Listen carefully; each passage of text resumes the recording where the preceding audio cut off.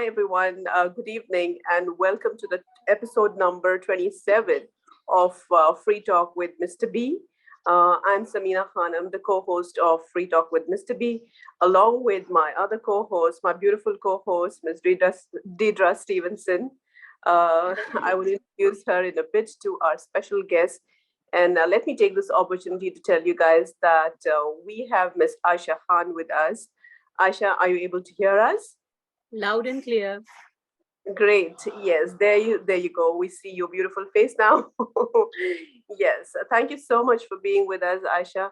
So a little bit about Aisha is Aisha is in Ajman, and she is doing a wonderful initiative which is called the Food ATM.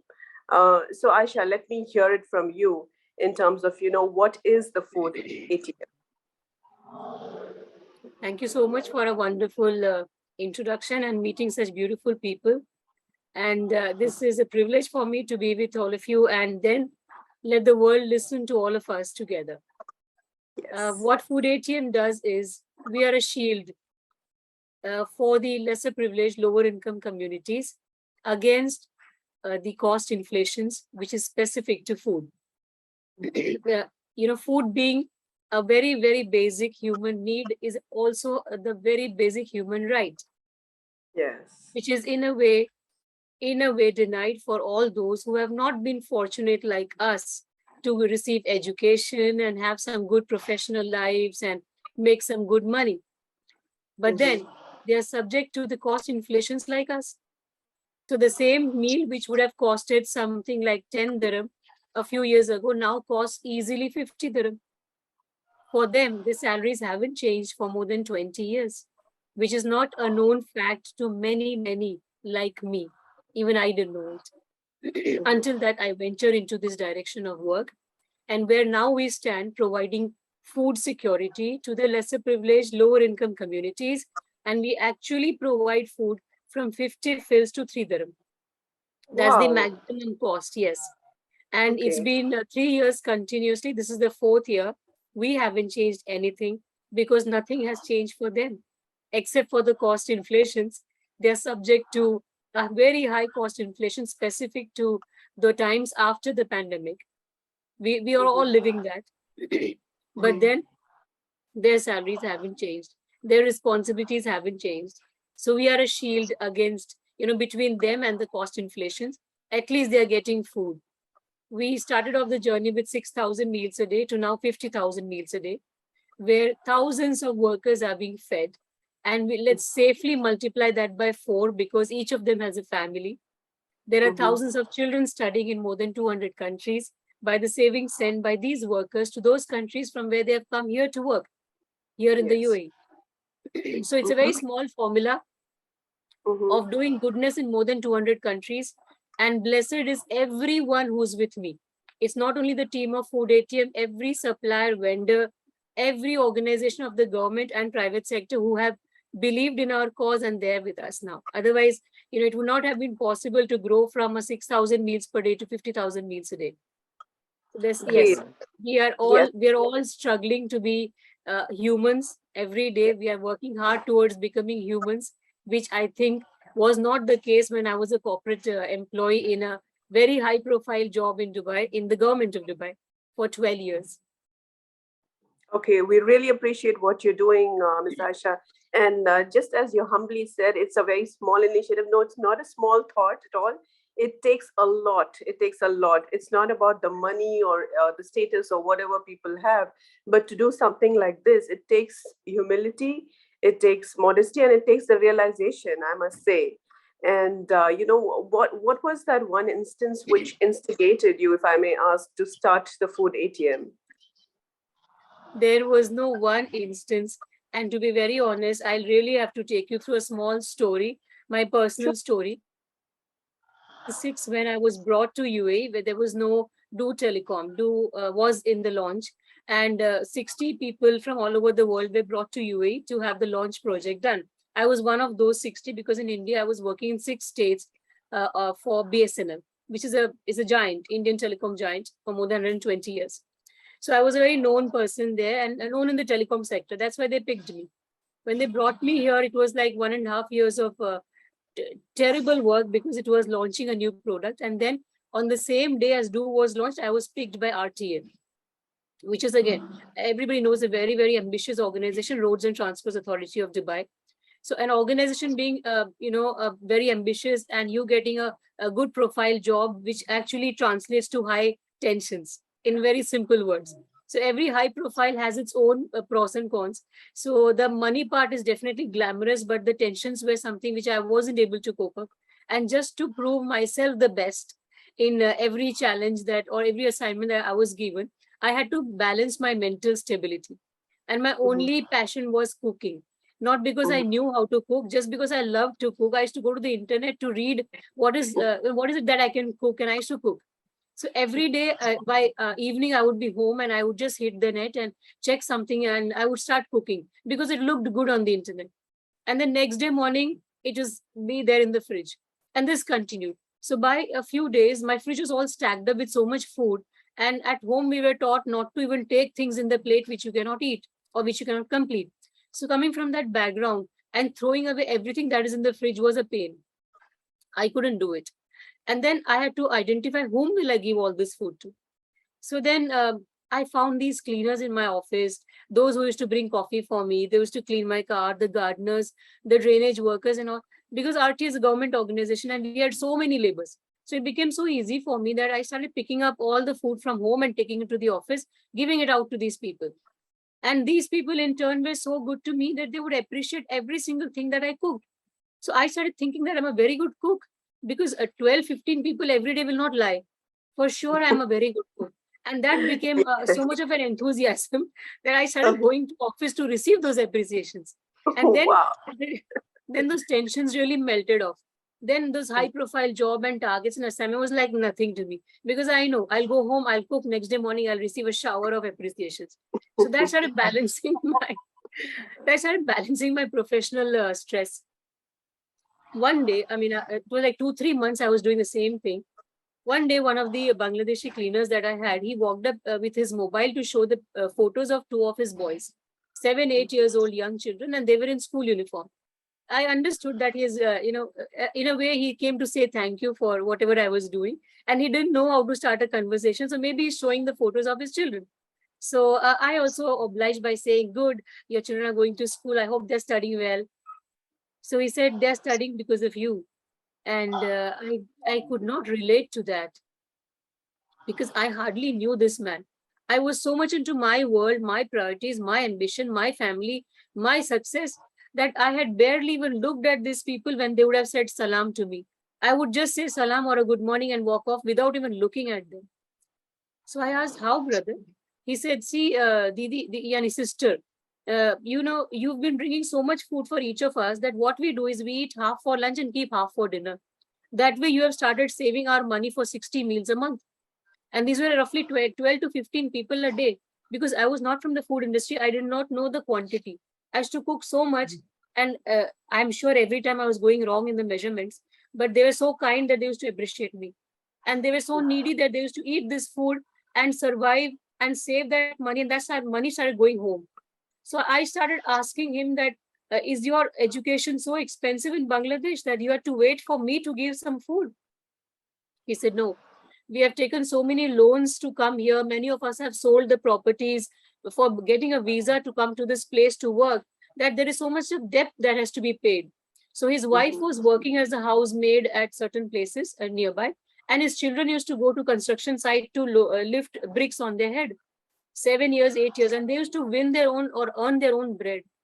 So in mhm, front of me, incapable husband and a father who was now so much indebted to me, that made me feel very, very guilty. And I was ashamed of myself that I have so much in life and I was not giving back or doing anything for anyone. And whatever I was cooking and giving was because I wanted a stress buster. I was going to the internet because I could not handle my tensions. I wanted to prove myself the best in the office and get more corporate awards and, rise in the ladder of success. I felt very bad. And that's when I started talking to all those 12 to 15 people to whom I was giving this food, just because I didn't want to throw it, and just because I didn't know what to do with all this food. That's when I come to know that there were widows, women who had left their children with their mothers, and they were cleaning the washrooms here. There were gardeners whose parents had severe medical situations, and they were sending the money home. So they barely had money after clearing their debts to take care of their family responsibilities. The salaries were as low as 400 to 450 dirham. Now, if you Mhm. divide that by 30 days, we all know what it comes to. Yes, yes, In that yes. situation, to buy 3 meals was a luxury for all these people. So that is where I started changing as a human being. And I now started going to the internet to begin with, to learn what is a meal, what is could be a dal, a rice, and chicken curry, fried fish, whatever. I started going to the markets in the weekends because I wanted to shop for the whole week so that I can cook on each day of the week. That way, I made a weekly menu and I started serving these people now for them, not for myself. And that I did for 12 years as an employee in the government of Dubai. After that, I gave up the career and started Food ATM full fledged. Great. Congratulations. I'm just so astonished to listen to this entire story, And I was just relating to everything which you said to what we talk about on the show. It's all about giving back. Ms. Dedra, as well as Professor Mia on the show, will agree with me. Say, yes, Ms. Dedra, what do you think? Doesn't it relate to all our thoughts we've been discussing all this while, that giving back without an intention, giving back with humility, all of these things, which Aisha is doing. Absolutely. Yeah.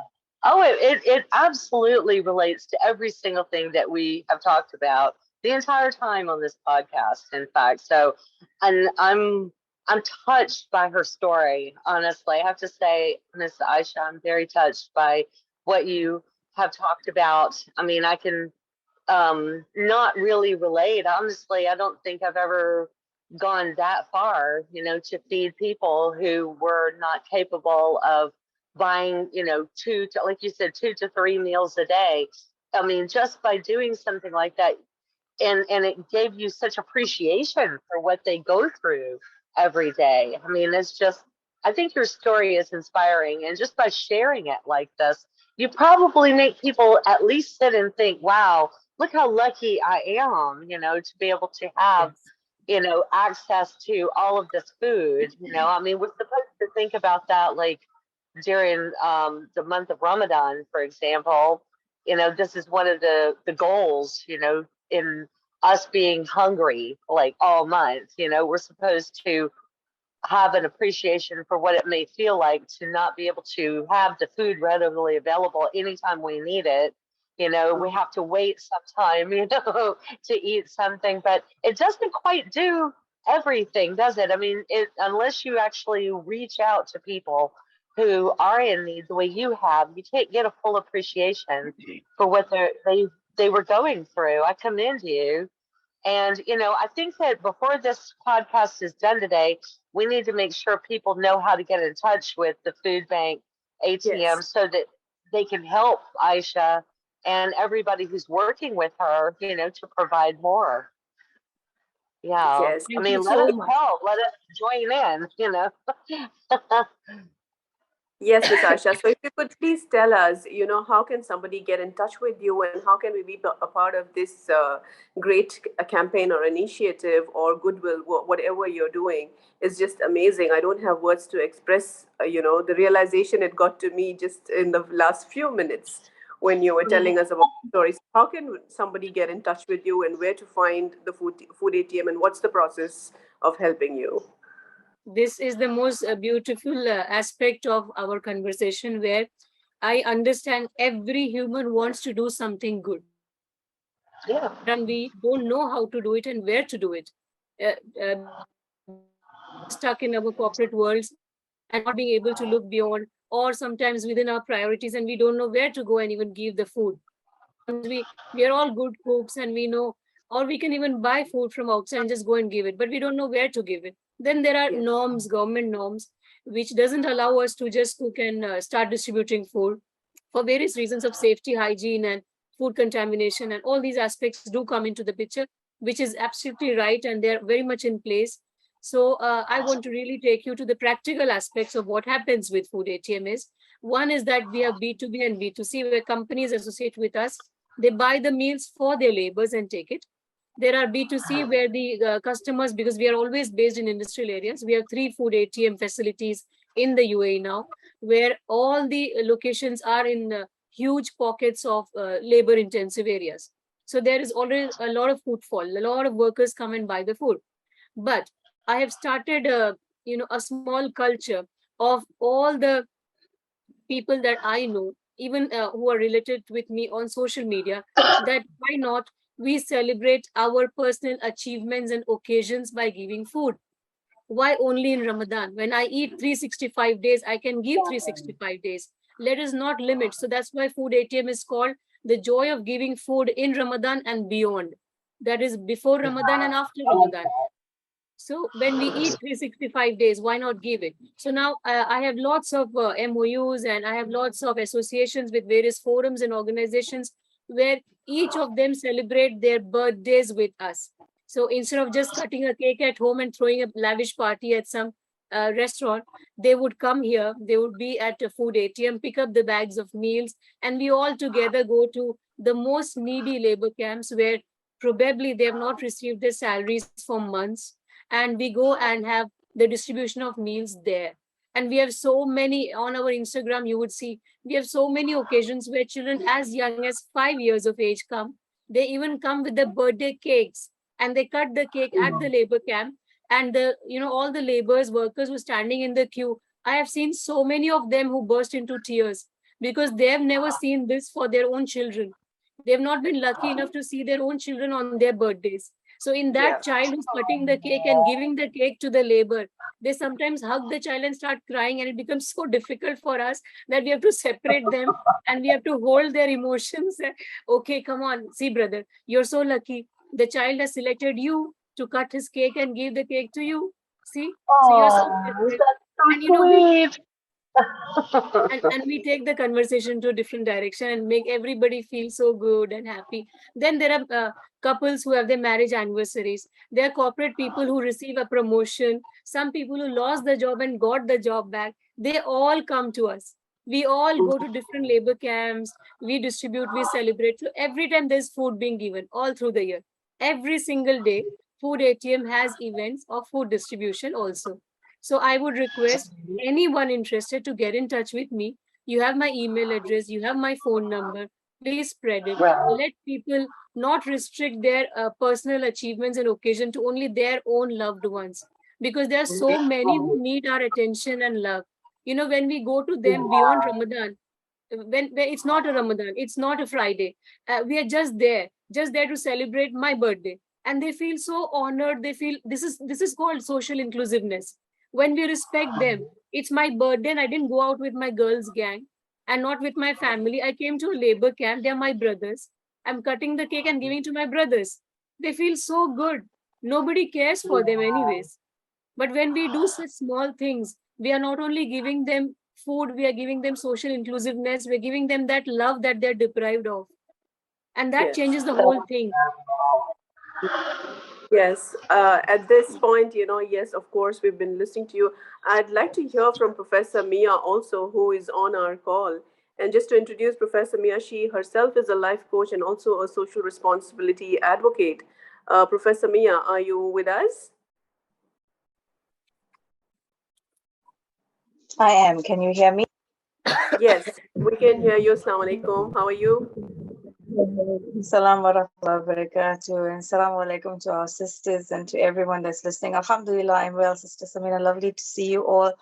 I'm actually really, really in awe of our guest today for multiple reasons. I think we'll need a whole new podcast for me to list my reasons for why. But Mashallah. I'm seeing a mirror image that's kind of me in a small way, very small, minute way, alhamdulillah, because some of what she is saying is exactly what I am doing here. And I think if I have to just a sister who is our guest today, that feeling that you get of when you give this meal to someone, you don't know what value that meal is attached to that person. But when that person looks at you with that light in their eye, and when they give you that blessing of, oh my word, Allah bless you, or oh my gosh, God bless you for this meal, oh my child, thank you so much, that alone is motivating. That alone is inspiring. And I have to say, if she's doing this on the 365, 24/7 basis, then I totally agree, because people are in need on a daily basis. And I've said this on many a webinar before. If there's one thing this pandemic taught us, is we have 4 pandemics, not just one. We had the pandemic, yes, of COVID, but we have the pandemic of hunger, there's a pandemic of poverty, and there's a pandemic of mental health issues. And what she has just realized, the story of the Bangladeshi brother who had to sacrifice his life, and now he has his kids finally going to school. That is a combination of 3 of those pandemics rolled in one, which her meals actually helped indirectly to curb. And that alone is a blessing. So I salute you, my sister, for what you're doing. And I also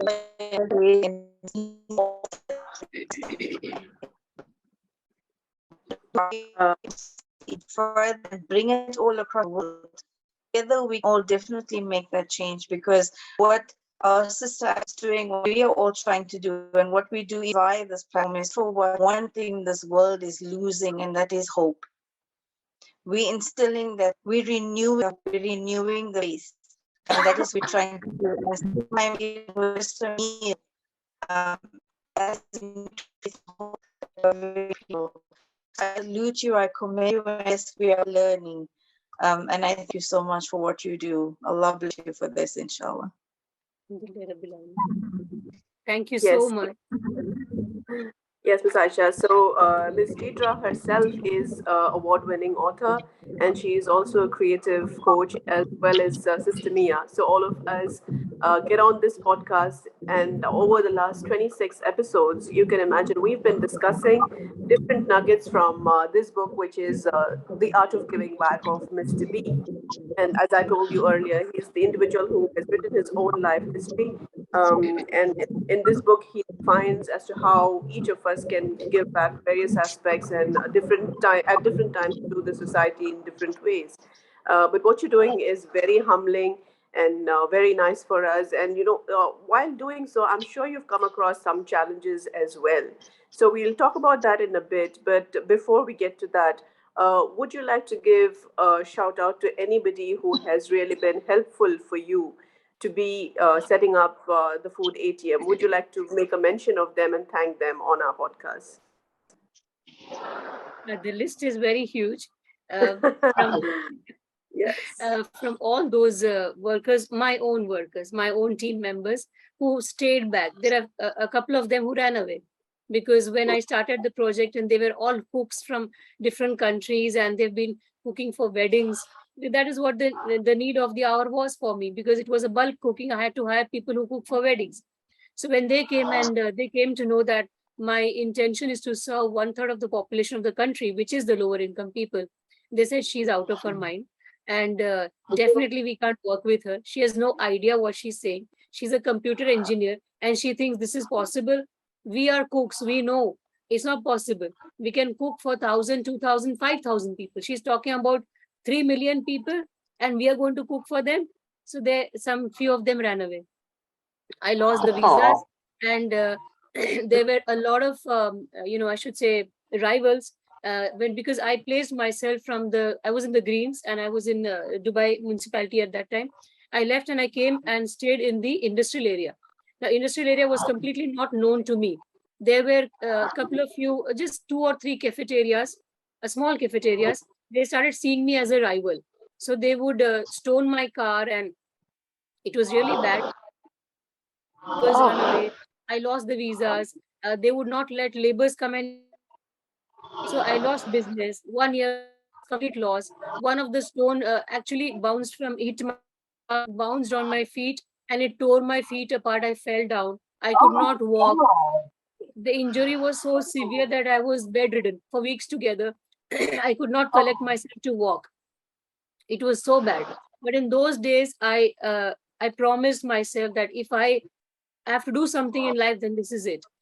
Which means that the more the obstacles, the right the path. The path was right. I was in a very bad shape. My family could not understand what I'm trying to do because I gave up a very huge, a very good career, actually. I was very well placed. And I walked into a path which was completely unknown. Nobody had walked that path. And the suffering that I faced, not only loss of money and respect, I even was physically, harmed. The stone that had pierced my feet, even today I wear shoes, I cannot wear sandals. So I could not even stand and walk. It was such a bad time. But there were a couple of workers who stood by me and who understood what I was trying to do. They are there with me even today. There are organizations who understood me, me being nobody, because in the food industry and this line of work, I was a nobody.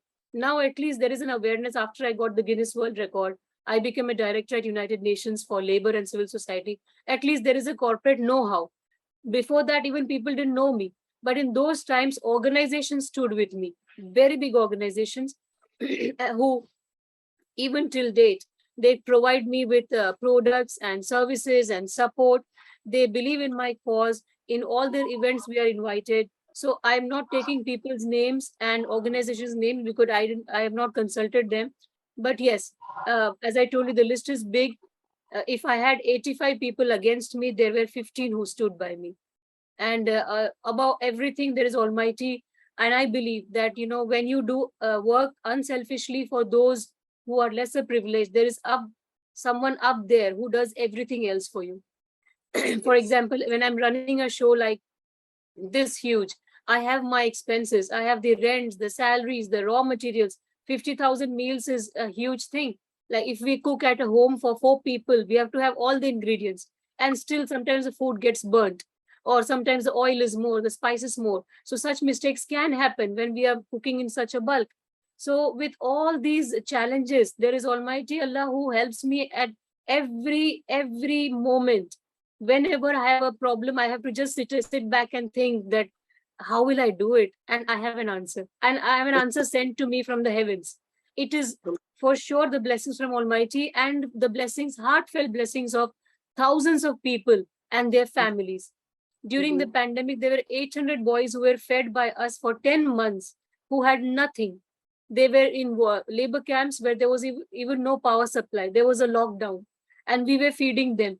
We did not have money to buy rice and chicken. So what was the morning breakfast menu was a cup of tea, a packet of popcorns and 4 glucose biscuit. And the same menu repeated for lunch also, dinner also for 10 months, because that is what I had for 800 people.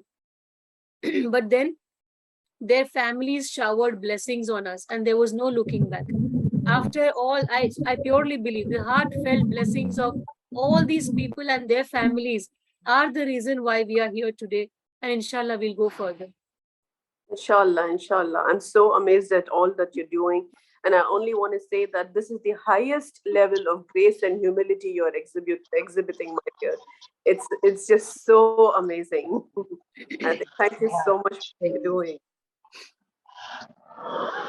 Yeah, I think it's fantastic. I'm sitting here, like you said, Sameena, also very humbled, by what I'm hearing. And I hope that, as a result of this podcast, maybe you'll get people, like you said, doing their events with you and, sharing some of their food for the events, because heavens knows there's a lot of food wastage, like you said, at normal everyday, activities, weddings and birthday parties and, get-togethers and everything. And I think at the very least, we should be more mindful of that, after hearing you, that we shouldn't, be wasteful of food. We should think, gosh, from leftovers that I had today, how many people may have had lunch from that? I mean, I was kind of raised the way you were. I mean, we're being raised in the South in the U.S., we were certainly raised to not throw away any food that could be eaten. If somebody could eat it, it was, if you didn't finish it at lunch, you were going to finish it at dinner. You don't get to have something new made for you. And, I've tried to do that with my kids as well, because you don't know. I mean, there's somebody out there that might have wanted that. at least to be mindful at the very, least. If you can't do anything else, at least do that. Don't waste, That's so well said, Dr. appreciate. J. Miss Dedra, that was Yes. very beautiful and a very, very important point that you brought amongst in this forum.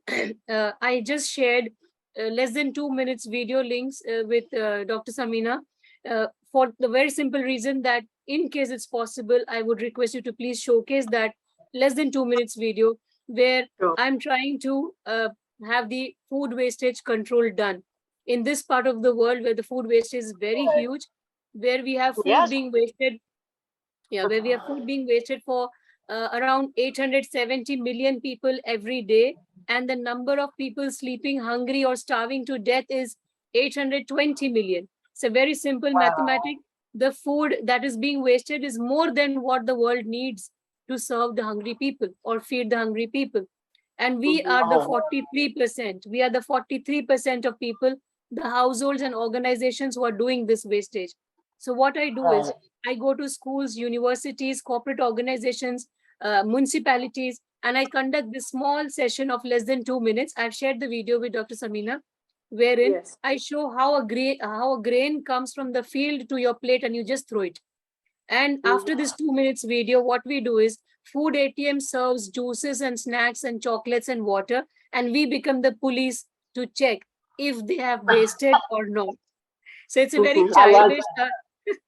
It's a very childish attempt where what we literally do is we lock the doors of that auditorium where approximately 200 people will be there, and we tell them, see, we fooled you. We brought you here for a session, and now we have locked the doors to check whether you're wasting food or not, to find out if you are those that. 870 people. You are one of those 870 million people who are wasting food. But this small exercise has been very, very successful, and even the municipalities, police organization, they have appreciated, and that is how we are doing a small activity in the society. Okay, that's great, amazing. So I have shared the links of your videos with my group, and what we would all do is share it on our social media as well, tagging the Food ATM. I'm sure your pages are on Facebook and Yeah. Instagram. Yes, Okay, Instagram, yes, in LinkedIn also. sure. So if you could pass on those handles to me, what I would do is I would post it first, and then my group will share it forward. And we also wanted to discuss one of our nuggets, like I mentioned earlier, which was how we are going to be giving back to people who have wronged us. And somewhere you mentioned about those people who stoned you and literally kind of you went against you, were so hostile towards you and doing for whatever you're doing.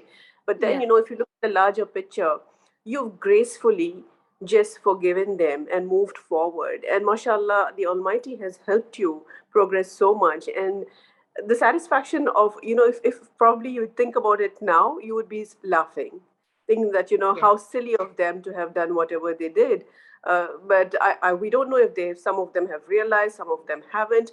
But they are a portion of the society who will never change or who would never want to respect someone. That's okay. They will always be there. But I'm sure there is some lives which you have already changed, and no matter how much against they were, but today I'm sure they are standing for you. There will be some people like that, is what my personal instinct says. there And I want to bring up a small topic here where, as I told you, there were some 800 boys who were being fed, who were during the lockdown, they didn't have anywhere to go and they didn't have any money to feed themselves. So these two cafeterias who were busy stoning me and harming me, they had the relatives amongst the laborers who also were part of that gang to hit me physically, mentally, and they used to come and tell me, तुझे तो हम यहाँ से फेंक देंगे, तू 2 महीना 3 महीना maximum 6 महीना, we'll throw you out. And I should tell them, bhai, we are doing this for you, for your family, so that your money is saved and that whatever savings your goes to your family. They said, nahi sunni teri baat, we don't want to listen to you, we'll throw you out anyways. So I used to be completely blank because I was doing it for them and they wouldn't want me. They would stone me. They want to throw me out. I couldn't understand what is happening. But with the pandemic, when we were there for those 800 people in a healthy hotels, eating popcorns and glucose biscuits with all those 800 people for 2 months, those boys who had supported those cafeterias, they lost their jobs, their visas had to be cancelled, they were deported. Now when they have gone back to their own countries, they write to me and they say, okay, today I prayed for you, my family prayed for you. Indirectly, maybe it's not a sorry very directly, but they Yes. say this to me, that we are praying that you proceed and you continue to succeed in what you do. So that brings Just, tears to my eyes, that they were the people who were stoning me, and today they are saying that they prayed for me. So Allah is great, and I would say that yani we just have to continue on our path. Rest, everything will fall in place. absolutely, absolutely. And I would just like Sister Mia to close with some remarks from her side because she's been a little quiet. Yes, Sister. I would just like to say, I think firstly, let me just commend our sister that she continued on her path regardless of the obstacles. And let us also reiterate that our Prophet Muhammad SAW had plenty of stones thrown at him. Yet, so with that said, and with our niyat being pure, our intentions always pure, and we will do. Remember, we will always have those who try to be the obstacle that try to stop our purpose. But when your niyat pure for the pleasure of your Creator, then for His ummah, He will make sure that you will persevere and you will be stronger. And those who try to harm you will eventually come to the fore. Just, I'm sorry about the background. I'm not in my normal space of setting. But to our sister, I commend you again. I salute you. And I do say Allah, inshallah, must grant you through His rahmah, through everything, ease, especially with your injury, and complete success with everything that you are trying to do.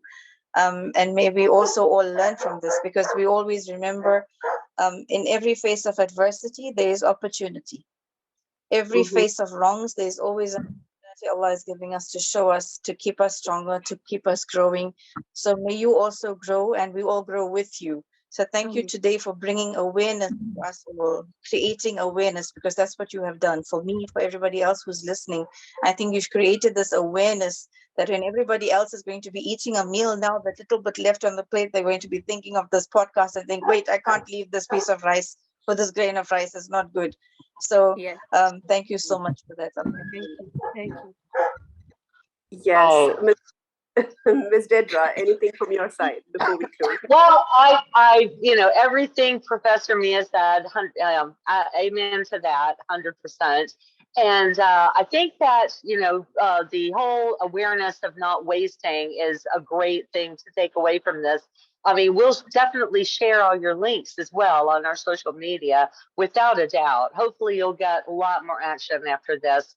We'll do what we can, because we're with you in this mission. It's all about giving back. That's what this whole podcast is about, and encouraging people to look within themselves, and do the right thing more often than not. But yeah, one thing to take away, when you're in the kitchen, remember what I tell my family: eat all you want, but everything you take, finish it. Take, Yes. what is it? Did I say? Take all you want, but eat all that you take. That's it. Eat all that you take. Yes. So Yes. remember, so if you didn't want to eat that much, you shouldn't have put it on your plate in the first Right. place. Yeah, exactly. Be mindful. Don't pile it up if you're not going to finish it. Absolutely, Exactly. absolutely. Thank you so much. Thank you so much for all your thoughts. All the three of you have been amazing. And yes, Miss Aisha, congratulations. Many, many congratulations on every second of what you're doing for the Thank you. society, for the community. And we pray that you progress even more, inshallah. Thank you for Thank you joining so us much. today. Thank you. Thank you.